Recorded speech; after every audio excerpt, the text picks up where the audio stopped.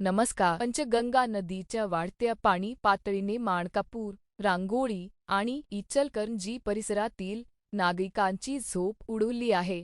गेल्या 4 ते 5 दिवसांपासून सुरू असलेल्या मुसळधार पावसामुळे पंचगंगा नदी दुथडी भरून वाहत असून जुन्या पुलाच्या तळाला पाणी घासून जात आहे. माणकापूर ते इचलकरंजी दरम्यानच्या नदीपात्रात पाणी झपाट्याने वाढत आहे. हवामानाचा अंदाज पाहता आणखी 2 ते 3 दिवस पाऊस सुरू राहिल्यास इचलकरंजी ते हुपरी कागलला जोडणारा माणकापूर रांगोळी मार्ग बंद होण्याची शक्यता व्यक्त केली जात आहे. यंदा जून महिना जवळपास कोराच गेला.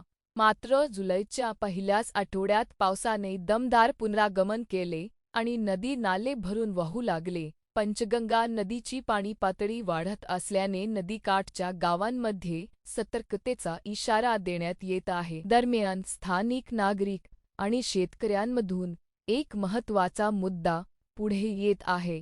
आपत्तीच्या महापुरानंतर आणि विशेषतः नंतर नदीपात्रातील वाळू उपसा बंद झाल्यामुळे नदीची पाणी वाहून नेण्याची क्षमता कमी झाल्याचा आरोप केला जात आहे. त्याच्या महापुरात हजारो एकर शेती पाण्याखाली गेली होती. अनेक शेतकऱ्यांचे मोठे नुकसान झाले होते. आजही प्रत्येक पावसाळ्यात पूरस्थिती निर्माण होत असून शेतकरी चिंतेत आहेत. नदीपात्रातील गाळ, अपुरे जलनियोजन आणि वाढता पाण्याचा प्रवाह यामुळे परिस्थिती अधिक गंभीर होत असल्याचे मत व्यक्त केले जात आहे. स्थानिक नागरिकांनी सरकारकडे नदीपात्र स्वच्छता, जलसिंचनाचे नियोजन आणि पूर नियंत्रणासाठी तातडीने उपाययोजना करण्याची मागणी केली आहे.